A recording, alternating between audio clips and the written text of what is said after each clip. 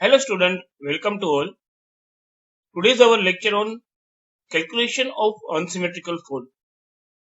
तो हमारा जो प्रीवियस लेक्चर था उसके अंदर हमने सिमेट्रिकल अनसिमेट्रिकल फोल्ड जो है वो हम कैसे सोल्व करेंगे उसके लिए हमने जो थियरीज जो है वो हमने पढ़ी। उसके अंदर हमें मालूम है कि अनसिमेट्रिकल फोल्ड तीन टाइप्स के हैं। एक तो single line to ground fault, दूसरा जो है वो double line to ground fault और डबल लाइन फोल्ड। ये तीनों जो फोल्ड हमारी ट्रांसमिशन लाइन के अंदर हमें मिलते हैं, उस फोल्ड का हमें फोल्ड करंट फाइंड करना है और उनके वोल्टेज फाइंड करने हैं। तो उसके लिए हमने क्या किया था, तीनों के जो करंट कैसे फाइंड करते हैं और वोल्टेज कैसे फाइंड करते हैं उसके लिए हमने इक्वेशन डिराइव किया था। तो यहाँ पर जो वो इक्वेशन है उससे हम एग्जाम्पल जो है वो सोल्व करने वाले हैं। तो यहाँ पर देख सकते हैं कि 3-phase 10 MVA 11 kV generator with a solidly earthed neutral point supply a feeder and the relevant impedance of the generator and feeders in ohms are as under. The positive sequence impedance, negative sequence impedance and zero sequence impedance of generator is 1.2, J 0.9 and J 0.4, or for feeder J 1.0, J 1.0 and J 3.0.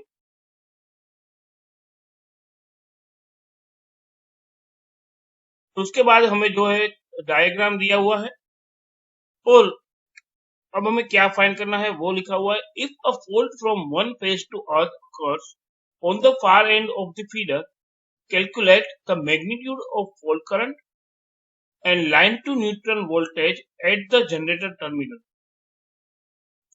तो इस example के अंदर हम देख सकते हैं कि हमारे पास पहले तो क्या दिया हुआ है, एक 10 MVA 3-phase 11 kV जनरेटर। ये जो हमारा जनरेटर है, इस जनरेटर का 10 MVA का जनरेटर है और 11 kV जनरेटर है, यानी कि लाइन वोल्टेज जो है वो जनरेटर के 11 kV है। ये ER हमें फाइंड करना हो तो हम क्या करेंगे, फेज वोल्टेज है ER, तो यानी ये 11 kV जो है उसको हम क्या करेंगे, √3 से डिवाइड करेंगे क्योंकि ये स्टार कनेक्शन में है, तो हमें फेज वोल्टेज की वैल्यू मिलेगी। उसके बाद हमें पॉजिटिव सीक्वेंस, नेगेटिव सीक्वेंस और जीरो सीक्वेंस तीनों की वैल्यू जो है वो दी गई है। अब जनरेटर के लिए और फीडर दोनों के लिए हमें इंपीडेंस की वैल्यू दी गई है और हमें क्या बताया गया है कि जो if a fault from one phase to earth occurs on the far end of the feeder, यानी कि यहाँ पर एक फेज है जो हमारा आर फेज है, उसके अंदर हमने फॉल्ट कंसिडर किया हुआ है।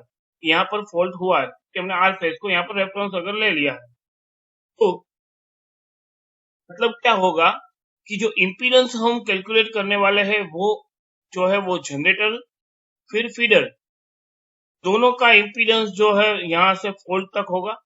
हमें क्या लेना है कि जो भी हम वैल्यू फाइंड करेंगे करंट की, उस करंट की वैल्यू फाइंड करने के लिए हमें जो इंपीडेंस हम कंसीडर करने वाले हैं वो इंपीडेंस हमारे जनरेटर से फॉल्ट तक का हम कंसीडर करने वाले हैं, यानी कि जो जनरेटर का इंपीडेंस होगा वो और फीडर का इंपीडेंस। सो अगर पॉजिटिव सीक्वेंस इंपीडेंस की हमें बात करें, अब पहले हम जो है वो हमें जो यहाँ पर जो फाइंड करना है वो क्या है, the magnitude of fault current and line to neutral voltage. तो पहले तो हमने देख लिया यहाँ पर कि जो हमारा डायग्राम है उसमें हमने एक आर फेज जो है उसको रेफरेंस ले लिया है। अब आर फेज को रेफरेंस लेने के बाद हमने जो आर फेज के अंदर एक फॉल्ट दिया हुआ है यहाँ पर, तो ये क्या है, एक्चुअल में हमारा सिंगल लाइन फॉल्ट है। अब सिंगल लाइन फॉल्ट के लिए फॉल्ट करंट फाइंड करने के लिए और वोल्टेज की वैल्यू फाइंड करने के लिए हमने इक्वेशन डिराइव किए हुए थे। तो पहले सिंगल लाइन जो फॉल्ट है उसके बारे में देख लेते हैं। यहाँ पर हम देखें कि single line to ground fault जो था उसके अंदर पहले तो कंडीशन क्या थी। तो single line to ground fault के लिए हमने जो हमारी जो थियरी थी उसके अंदर भी हमने क्या किया था, आर फेज में फॉल्ट लिया हुआ था और आर फेज में फॉल्ट लिया था उसका मतलब हमारा जो एजम्पशन है उसके मुताबिक क्या होगा कि जो आर फेज में अगर वोल्ट लिया हुआ है, इसका मतलब बाकी के जो फेजिस है उस फेजिस में किसी भी तरह का करंट फ्लो नहीं होगा, यानी आई वाई और आई बी में करंट जीरो होगा। तो एक कंडीशन हमारी यहाँ जो बनती है वो क्या है कि आई वाई और आई बी में करंट जीरो है। और दूसरा, हमने आर फेज को ग्राउंड कर लिया है, उसका मतलब वो जीरो पोटेंशियल पर वर्क करता है। अब जीरो पोटेंशियल पर वर्क करता है मतलब जो आर फेज के वोल्टेज है, जो फेज वोल्टेज है, उसकी वैल्यू हमें जीरो मिलेगी। तो अब वी आर की वैल्यू हमें यहाँ पर जीरो मिलेगी। उसके बाद हमने क्या किया कि हमारा जो फोल्ड करंट फाइंड करना है, अब यहाँ पर हम देखें तो आई वाई और आई बी दोनों में तो करंट जीरो ही है, और आई आर में जो करंट फ्लो हो रहा है वही फोल्ड करंट है।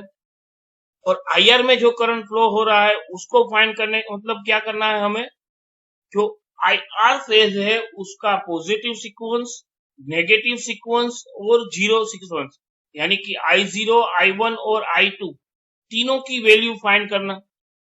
लेकिन उसके लिए हमने कंडीशन यहाँ पर फाइंड की थी, वो क्या थी कि जो जीरो सीक्वेंस है वो 1/3 आई आर है, जो नेगेटिव पॉजिटिव सीक्वेंस है वो भी 1/3 आई आर है, और नेगेटिव सीक्वेंस है वो भी 1/3 आई आर है।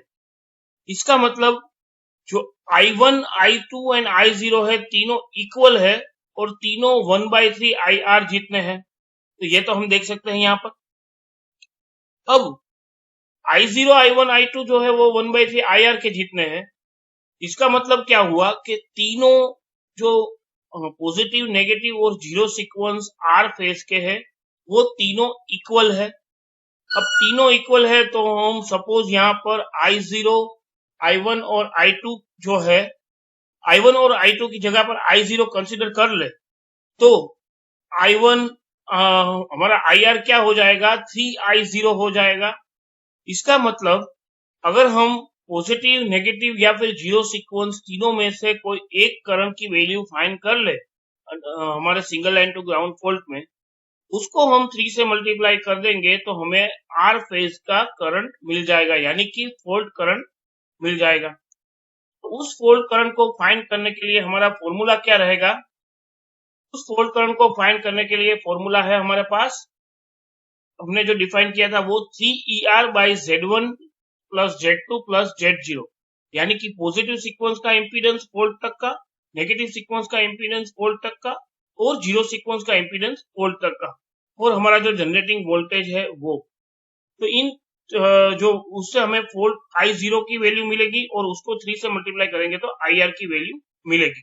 अब वो एग्जांपल कैसे सोल्व करते हैं वो हम जो हमारा एग्जांपल है उसके अंदर यहाँ पर हम देख सकते हैं कि हमारे पास इम्पीडेंस की वैल्यू हमने बात की, फाइंड करने के लिए पहले तीनों का इम्पीडेंस फाइंड करना पड़ेगा, positive sequence impedance, negative sequence impedance और जीरो सीक्वेंस इम्पीडेंस।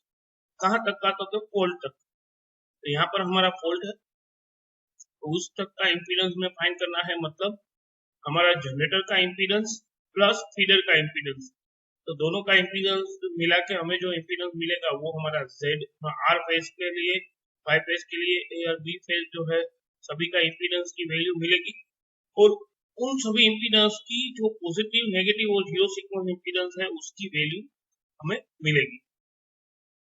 तो यहाँ पर हम जो बात करने वाले हैं वो आर फेज की बात करने वाले हैं, यानी कि आर फेज के जो पॉजिटिव, नेगेटिव और जीरो सीक्वेंस इम्पीडेंस है उसकी वैल्यू हमें निकालनी है, यानी पॉजिटिव सीक्वेंस की वैल्यू यानी Z1, और Z1 की वैल्यू फाइंड करने के लिए जनरेटर प्लस फीडर, उसी तरह Z2 के लिए जनरेटर प्लस फीडर की वैल्यू यानी नेगेटिव सीक्वेंस इम्पीडेंस, और Z0 फाइंड करने के लिए जीरो सीक्वेंस इम्पीडेंस जनरेटर और फीडर दोनों के हम यहाँ पर लेते हैं। तो यहाँ पहले देख लेते हैं कि हमने Z1 बराबर J1.2 प्लस J1.0 यानी J2.2 ओम हमें मिला। इसी तरह Z2 बराबर J0.9 प्लस J1.0 यानी J1.9 ओम मिला। Z0 बराबर J0.4 प्लस J3.0 J3.4 में मिला, यानी कि तीनों के जो इम्पीडेंस है उसकी वैल्यू हमें मिल गई। और जो वोल्टेज हमारे पास है वो 11 केवी थे, उसको हमने जो है वो फेज वैल्यू में कन्वर्ट करना था, वो स्टार कनेक्शन में फेज वैल्यू में कन्वर्ट करने के लिए उसको √3 से डिवाइड कर दिया, इसलिए 11 इंटू 10⁻³ डिवाइड बाई √3 वैल्यू मिली 6350 वोल्ट ER। तो अब ER की वैल्यू हमारे पास है, Z1 plus Z2 plus Z0 की वैल्यू हमारे पास है। तो हमने जो single line diagram single line के लिए वोल्ट जो है की वैल्यू हमने फाइंड की थी single line to ground fault के लिए, उसकी वैल्यू फाइंड करने के लिए हमें क्या करना होगा, I0 फाइंड करना होगा, यानी कि ER upon Z1 plus Z2 plus Z0 formula हम यूज करेंगे। यहाँ पर भी हमारे पास सेम वही है,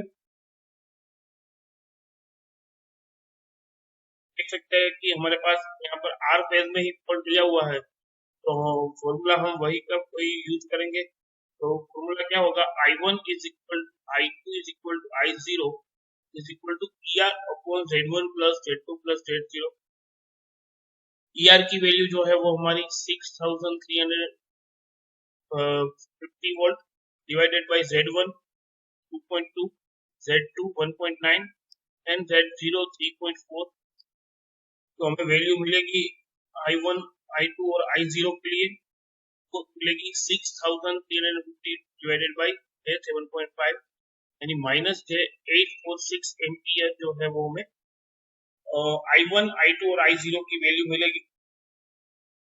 अब I0 is equal to 1/3 IR, उसी तरह जो है I1 के लिए से, यानी कि IR अगर फाइंड करना है तो IR is equal to 3 into I0 हम ले सकते हैं, और जो IR है यानी कि R फेज में जो करंट फ्लो हो रहा है वही हमारा पोल करंट, तो IR is equal to 3I0, I0 की वैल्यू है -j846 और इंटू 3 हमें वैल्यू मिलेगी -j2538 एम्पियर। तो ये हमें पोल करंट की वैल्यू जो है वो मिल गई है। तो यहाँ तक हमें देख सकते हैं कि हमने जो पोल करंट की वैल्यू जो है वो फाइंड कर ली।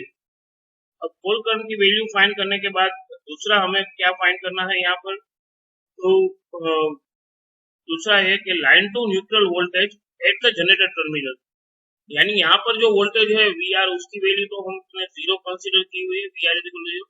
हमें लाइन टू जो न्यूट्रल वोल्टेज है जनरेटर का VR, उसकी वैल्यू जो है वो हमें फाइंड करनी है। अब उसकी वैल्यू फाइंड करने के लिए हम क्या करेंगे कि हम जो है वो लूप कंसीडर करेंगे, और उस लूप जो है वो हमारी हमने जो यहाँ पर देख सकते हैं जो single line to ground point के लिए हमने जो कैलकुलेशन की थी उसमें हमने एक लूप कंसीडर की हुई थी NREN। ये NREN जो लूप है उससे हमें जो इक्वेशन मिला था वो क्या मिला था कि जो NR है ER is equal to I1Z1 plus I2Z2 I0 plus VR, क्योंकि यहाँ पर ER प्लस हमारा VR प्लस जो IR ड्रॉप हो रहा है करंट में से उसकी वैल्यू हमें फाइंड करनी है। तो वो जो करंट है वो करंट के कारण जो ड्रॉप होगा वो तीनों इम्पीडेंस के लिए ड्रॉप होगा, क्योंकि R फेज के 3 कंपोनेंट हमें मिलेंगे, एक पॉजिटिव सीक्वेंस, नेगेटिव सीक्वेंस और जीरो सीक्वेंस, यानी कि I1Z1, I2Z2 एंड I0Z0।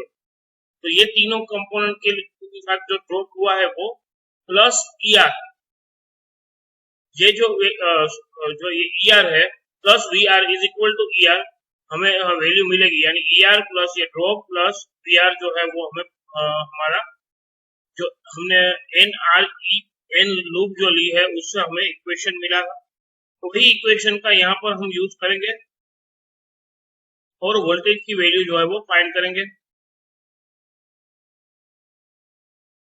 तो यहाँ पर हम देख सकते हैं कि हमारे पास वही इक्वेशन लिया हुआ है, VR is equal to ER minus I1Z1 minus I2Z2 minus I0Z0, क्योंकि ER इज इक्वल टू था, हमने ER जो है I1Z1 है उसको दूसरी तरफ ले लिया, यानी VR इज इक्वल टू हमें ये वैल्यू मिली। अब Z0, Z1, Z2 are the sequence impedance of generator, ये सब जनरेटर के सीक्वेंस इंपीडेंस है। यहाँ पर हम देख सकते हैं तो डेटा दिया गया है उसके अंदर जनरेटर के जो इम्पीडेंस है उसकी वैल्यू है 1.2, 0.9 एंड 0.4। अगर हम फुल तक की बात करते तो हमारे VR की वैल्यू हमें कितनी मिलती? 0। यहाँ पर हम जनरेटर टर्मिनल पर ही हमारे जो वोल्टेज है VR उसकी वैल्यू फाइंड करने की बात कर रहे हैं। तो अब VR की वैल्यू हमें कितनी मिलेगी इस इक्वेशन से हम फाइंड करेंगे। तो यहाँ पर Z1, Z2 और Z0 जो है वो हम यहाँ पर अब हमें जो है वो फीडर तक के कंसीडर नहीं करने हैं, हमें सिर्फ जनरेटर के जो वैल्यू है वही कंसीडर करनी है। यानी Z1, Z2 एंड Z0 जो हम लेंगे वो हमारे जनरेटर की वैल्यू होगी 1.2, 0.9 एंड 0.4, क्योंकि पॉजिटिव, नेगेटिव और जीरो सीक्वेंस इम्पीडेंस है। तो यहाँ हमने वो वैल्यू ले ली है। Z1 is 1.2, Z2 is 0.9 and Z0 is 0.4।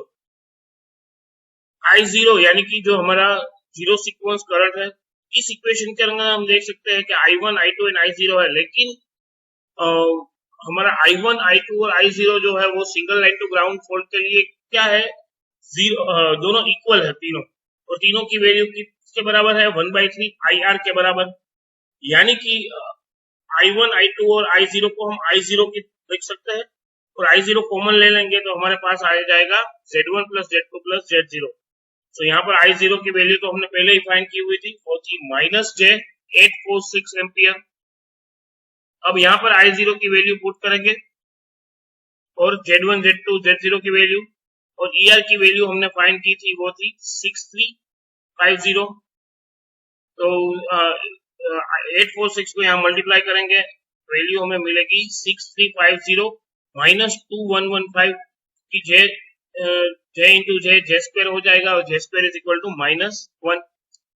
तो यहाँ पर 6350 माइनस 2115, तो आंसर हमें मिलेगा 434235 वोल्ट। तो ये दोनों वैल्यू जो है वो हमने फाइंड कर ली है। यहाँ पर एक तो हमारा जो फुल करंट फाइंड करना था वो, और दूसरा जो है वो line to neutral voltage at generator terminal, ये दोनों वैल्यू जो है वो हमने यहाँ पर फाइंड कर ली है। तो इस एग्जाम्पल के अंदर हमने देखा कि हमने पहले single line to ground fault जो है उसके बारे में ये एग्जाम्पल है हमारे। अब और हमने हमारे पास जनरेटर और फीडर दोनों के इम्पीडेंस दिए हुए थे। हमारा फॉल्ट जो है वो आफ्टर फीडर है, यानी जनरेटर और फीडर सभी का इम्पीडेंस हम कंसीडर करेंगे तो हमें फॉल्ट तक का इम्पीडेंस मिलेगा। यानी हमने सभी का प्लस कर लिया।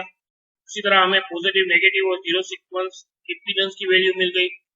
फिर फॉल्ट करंट फाइंड करना था, तो फॉल्ट करंट हमें मालूम है कि एक फेज में फॉल्ट है, यानी दूसरे दो फेज में करंट फ्लो नहीं होगा, यानी IR जो करंट है वही फॉल्ट करंट है। और IR फाइंड करने का फॉर्मूला जो है वो हमारे पास क्या है? ER upon Z1 plus Z2 plus Z0 into 3, जो हमने सिंगल फेज ग्राउंड फॉल्ट की थियरी में हमने फाइंड किया हुआ था। तो उस इक्वेशन से हमने क्या किया कि IR की वैल्यू फाइंड कर ली, सॉरी पॉजिटिव, नेगेटिव और जीरो सीक्वेंस करंट की वैल्यू फाइंड कर ली, और उसको 3 से मल्टीप्लाई कर दिया तो हमें IR की वैल्यू मिल गई। उसके बाद जो है वो हमें सेकंड जो फाइंड करने को कहा गया था वो line to neutral voltage at generator terminal में फाइंड करने को कहा गया था। अगर यहाँ पर हम वैल्यू फाइंड करें वोल्टेज की, तो ये तो ग्राउंड पोटेंशियल पर है, 0 है, लेकिन हमें जो है वो जनरेटर टर्मिनल पर वोल्टेज की वैल्यू फाइंड करनी थी लाइन टू न्यूट्रल, उसकी वैल्यू है VR। तो VR की वैल्यू फाइंड करने के लिए जो है हम क्या करेंगे, हमने एक लूप ले ली, उस लूप से हमें इक्वेशन मिला VR is equal to VR minus I1 Z1 minus I2 Z2 and I0 Z0। I1, I2 and I0 तीनों इक्वल थे तो हमने कॉमन ले लिए। फिर I0 की वैल्यू पुट कर दी, Z1, Z2 और Z0 की वैल्यू पुट कर दी, ये तीनों जनरेटर के इम्पीडेंस रहेंगे, और ER की वैल्यू पुट कर दी तो हमें VR की वैल्यू जो है वो मिल गई। अब जो नेक्स्ट एग्जांपल हम देखने वाले हैं वो है a 3-phase 11 kV 10 MVA alternator has sequence reactance of X0 is equal to 0.05 P, X1 is equal to 0.15 P and X2 is equal to 0.15 P. If the generator is on no load, find the ratio of fault current or SG fault to that when all the 3 phases are dead fault circuited. तो यहाँ पर हम देख सकते हैं कि हमें जो है वो 11 kV 10 MVA का अल्टरनेटर है और जो रिएक्टेंस की वैल्यू दी गई है वो है X0, X1 और X2, यानी पॉजिटिव, नेगेटिव और जीरो सीक्वेंस तीनों के लिए हमें रिएक्टेंस की वैल्यू दी गई है। उसके बाद हम देख सकते हैं कि जो जनरेटर है वो नो लोड पर वर्क कर रहा है। अब हमें जो है वो फॉल्ट करंट की वैल्यू फाइंड करनी है लाइन टू ग्राउंड फॉल्ट के लिए, यानी कि यहाँ पर जो जनरेटर का रिएक्टेंस है उसी को हम जो हमारा टोटल रिएक्टेंस या फिर इम्पीडेंस है वो कंसीडर करेंगे। हमें क्या फाइंड करना है, ratio of fault current for line to ground fault to that when all the three phases are dead circuited, यानी कि लाइन टू ग्राउंड फॉल्ट के लिए और शॉर्ट सर्किट फॉल्ट अगर हो तो उन दोनों कंडीशन के अंदर हमें जो भी फॉल्ट करंट की वैल्यू मिलेगी उस फॉल्ट करंट की वैल्यू का रेशियो हमें लेना है। तो पहले हम क्या करेंगे कि हम जो है वो लाइन टू ग्राउंड फॉल्ट के लिए फॉल्ट करंट की वैल्यू फाइंड करेंगे, उसके बाद शॉर्ट सर्किट करंट के लिए फॉल्ट करंट की वैल्यू फाइंड करेंगे। अब लाइन टू ग्राउंड फॉल्ट की बात करें अगर, तो लाइन टू ग्राउंड फॉल्ट में फॉल्ट करंट फाइंड करने का फॉर्मूला क्या है हमारा, 3 into ER by X1 plus X2 plus X0, यानी कि I1, I2 और I0 है उसकी वैल्यू फाइंड करने का फॉर्मूला है ER upon Z1 plus Z2 plus Z0। यहाँ पर हमें जो है रिएक्टेंस की वैल्यू दी गई है तो रिएक्टेंस की वैल्यू इम्पीडेंस की जगह कंसीडर करेंगे तो हमारे पास वैल्यू फॉर्मूला मिलेगा ER upon X1 plus X2 plus X0। तो ER जो है वो हमारा क्या है, वोल्टेज है, फेज वोल्टेज। हमारी जो रिएक्टेंस की वैल्यू है वो पर यूनिट में हमारे पास है। अगर हम जो हमारे पास वैल्यू दी गई है 10 किलोवाट और 10 MVA, उसी को अगर बेस हम लेके हमारे वोल्टेज की वैल्यू अगर पर यूनिट में फाइंड करें तो हमें वो पर यूनिट की वैल्यू कितनी मिलेगी, वो 1 मिलेगी, क्योंकि हमारा बेस और हमारा एक्चुअल दोनों वैल्यू एक हो जाएगी। तो इसलिए हम जो है वो रेट फेज को रेफरेंस लेंगे और EMF की वैल्यू जो है वो 1 pu कंसीडर करेंगे। तो यहाँ पर ER जो है वो 1 pu आ जाएगा, X1 की वैल्यू जो है वो 0.15 pu है, X2 की वैल्यू जो है वो 0.15 pu है और X0 की वैल्यू 0.05 है। अब 0.15 प्लस 0.15 प्लस 0.05 हमें मिलेगा 1 अपॉन J 0.35, यानी माइनस J 2.85 जो है वो हमें I0 की वैल्यू मिलेगी। अब पॉइंट करंट की वैल्यू मतलब जो R फेज है उसके करंट की वैल्यू, यानी 3 into I0 से हमें R फेज के करंट की वैल्यू मिलेगी। सो I0 माइनस J 2.85 into 3 हमें वैल्यू मिलेगी माइनस J 8.55 एम्पियर। तो ये जो हमें वैल्यू मिली वो लाइन टू ग्राउंड फॉल्ट के लिए हमें वैल्यू मिली है। अब हमें थ्री फेज फॉल्ट के लिए वैल्यू फाइंड करनी है, यानी कि when a dead short circuit occurs on all three phases it gives rise to symmetrical fault current, क्योंकि हमें मालूम है कि अगर तीनों फेज में फॉल्ट होगा तो वो हमारा सिमेट्रिकल फॉल्ट होगा। और सिमेट्रिकल फॉल्ट की हमने जो खासियत बताई थी वो क्या थी, सिमेट्रिकल फॉल्ट जो है वो पॉजिटिव सीक्वेंस में ही वर्क करेगा, यानी कि बैलेंस कंडीशन में ही फॉल्ट होगा। तो यहाँ पर जो हम जो सीक्वेंस इम्पीडेंस की बात करेंगे या फिर रिएक्टेंस, वो सिर्फ हमें पॉजिटिव सीक्वेंस के लिए ही कंसीडर करना होगा। बाकी के जो नेगेटिव और जीरो सीक्वेंस रिएक्टेंस है उसकी वैल्यू हम जीरो कंसीडर करेंगे। तो शॉर्ट सर्किट करंट फाइंड करना हो थ्री फेज फॉल्ट में तो उसकी वैल्यू फाइंड करने के लिए फॉर्मूला क्या है, current is equal to V upon impedance, यानी कि V बाई Z। यहाँ पर इम्पीडेंस की वैल्यू यानी कि रिएक्टेंस की value, so V by X1 V by X होगा। उसी तरह जो V है वो यानी कि हमारा इम्पीडेंस जो वोल्टेज है वो वोल्टेज किसका है, जनरेटर का, यानी ER। और रिएक्टेंस इसका हमें देना है, सिर्फ पॉजिटिव सीक्वेंस कंसीडर करेंगे। सो ER अपॉन X1, ER हमारा 1 pu है और X1 जो है उसकी वैल्यू 0.15 है, यानी हमें शॉर्ट सर्किट करंट की वैल्यू मिलेगी J 6.66। तो अब हमारे पास सिंगल फेज ग्राउंड फॉल्ट के लिए भी वैल्यू है और शॉर्ट सर्किट करंट के लिए भी थ्री फेज फॉल्ट की वैल्यू भी हमारे पास है। अब ये दोनों करंट का हम अगर रेशियो ले तो ratio of two fault current I R upon I S H, तो आई आर जो है वो -j8.55 एम्पियर और आई एस एच है -6.66 एम्पियर, तो हमें वैल्यू मिलेगी 1.284, यानी single line to ground fault current is 1.284 times that due to great short circuit on three phase fault, यानी single line to ground fault current की वैल्यू जो है वो ज्यादा है 1.28 times the short circuit current due to three phase fault. तो यहाँ तक हमने जो है वो single line to ground fault के लिए हमने जो एग्जांपल्स है वो सोल्व किए, तो उसके अंदर हमने single line to ground fault क्या है उसकी वैल्यू फाइंड की, उसके बाद जो है जनरेटर के वोल्टेज की वैल्यू फाइंड, और सेकंड एग्जांपल में हमने single line to ground fault की करंट की वैल्यू फाइंड की, उसके बाद जो थ्री फेज फॉल्ट है उसके करंट की वैल्यू फाइंड की और दोनों का कंपेयर करके हमने रेशियो निकाला। तो यहाँ तक इतना ही। अगले लेक्चर के अंदर हम जो है वो another types of symmetrical unsymmetrical fault है उसके बारे में एग्जांपल जो है वो सोल्व करेंगे। Thank you.